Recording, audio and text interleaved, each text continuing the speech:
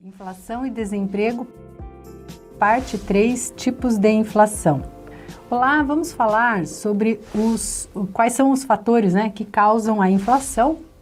E de acordo com esses fatores, nós classificamos a inflação por tipo. E nós temos, basicamente, 3 fenômenos, causadores de inflação, e temos um quarto que nós vamos adicionar aqui ao final. Então, quais seriam esses tipos de inflação? Nós podemos ter, basicamente, inflação de demanda, de custos e inercial. Tá? Esses são os fatores mais comuns. Existe um quarto, dependendo da interpretação, ele se caracteriza como inflação de demanda. O que seria uma inflação de demanda? Aqui nós estamos falando da demanda agregada. Seria quando algum fator relacionado à demanda agregada causa um aumento mais do que proporcional nessa demanda agregada, e as empresas estão operando com baixa capacidade ociosa e reagem a isso aumentando o preço dos produtos.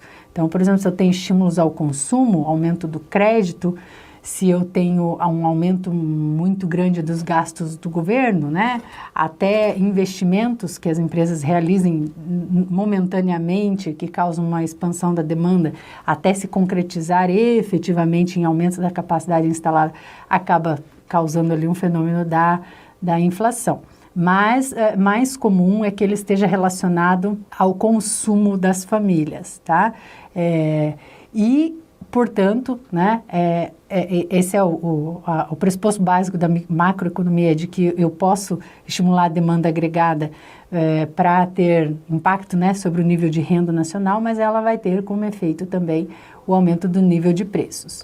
E o outro tipo de inflação, que seria a inflação de custos, veja aqui o barrilzinho. Por quê? Porque a gente observa isso, inflação de custos, muito associado com matérias-primas de grande impacto. Por exemplo, o petróleo. Nós tivemos choques do petróleo lá nas décadas de 70, nos últimos anos também nós tivemos, em determinados momentos, barril de petróleo saiu de 40 para 80 dólares, Isso vai ter um impacto, dependendo do horizonte de tempo em que nós estamos falando, vai ter um impacto muito grande sobre a inflação.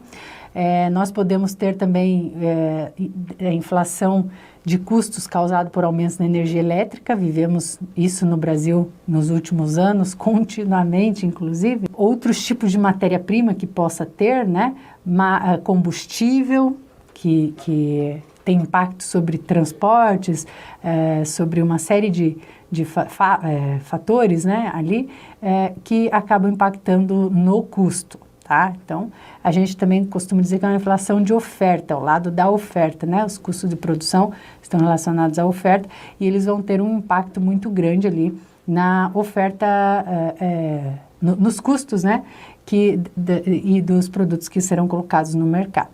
Se for um aumento de custos de um fator de produção restrito a um pequeno segmento, com baixo impacto na economia, não vai ter tanto impacto no nível geral de preços, Pode ter ali para aquele produto específico, mas sobre o nível geral de preços é bem mais reduzido. O terceiro tipo de inflação, esse é muito interessante. Veja que eu usei uma calculadora para representá-lo. A inflação inercial, ela não tem uma causa relacionada à oferta nem à demanda, Ela até pode originar-se de uma dessas situações, mas ela persiste porque as pessoas se acostumam a repassar reajuste de preço, formam expectativas sobre preços que vão aumentar e vão repassar isso para os preços delas e para os preços futuros.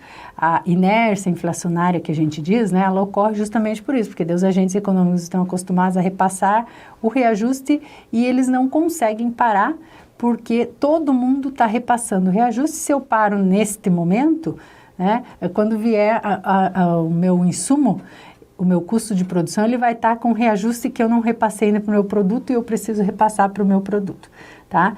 Se a gente for observar, todo ano nós temos a inércia inflacionária, Todo ano temos uma série de contratos e de bens e serviços que são reajustados, planos de saúde, medicamentos, combustível, aluguéis, tudo isso por conta da inércia inflacionária. Quando a gente tem um aumento do reajuste de combustível porque houve aumento do custo de produção ou porque teve um aumento de demanda, isso é um fato real, né?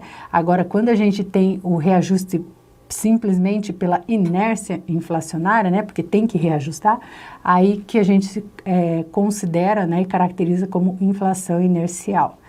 E o quarto tipo que eu comentei seria, se a gente for lembrar lá da equação de Fisher, né, da velocidade de circulação da moeda vezes a oferta monetária, que tem que ser igual à parte da demanda, né, que seria a quantidade transacionada vezes o nível geral de preços. Se o Banco Central faz uma expansão monetária muito grande, a gente tem ali um aumento do nível de inflação.